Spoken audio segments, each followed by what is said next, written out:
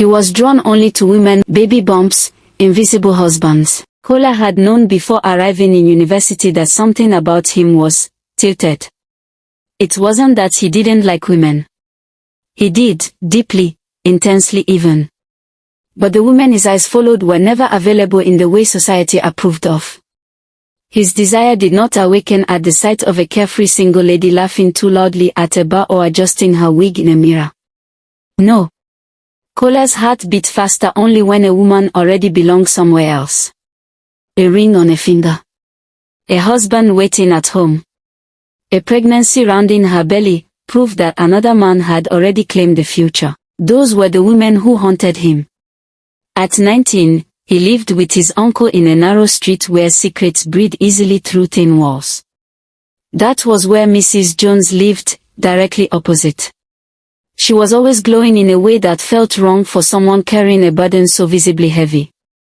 Her pregnancy showed before her smile did. She noticed Kola before he noticed himself. It began innocently, errands, borrowed salt, long pauses at the doorway where her hand would linger just a second too long. She spoke to him like a woman starved of being seen, not like a wife waiting for a husband to return.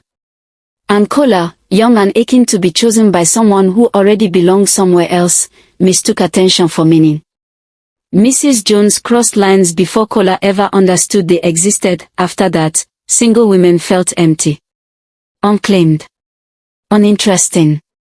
He was drawn only to women who came with complications, wedding rings, baby bumps, invisible husbands. Wanting them felt like rebellion against permanence.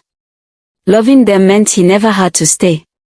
Marriage, to Kola, felt like a trap where desire went to die. While his friend Ton's longing moved in the opposite direction but arrived at the same loneliness. While his friends chased girls their age, Ton found himself restless around them.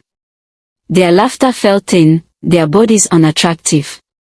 He craved weight, voices that carried history, hands that had learned patience, eyes that had survived disappointment. Older women made sense to him. Women who had lived. Women who had lost. He didn't know why. He only knew that attraction, for him, required an age gap wide enough to feel like a bridge between generations, 15 years at least. Anything less felt like pretending. To him, youth felt unfinished.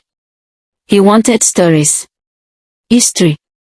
The calm authority of someone who had survived disappointment and still chose softness. Kola understood him in a way others didn't. They were two men living on the margins of desire, bonded by the strange loneliness of wanting what the world judged.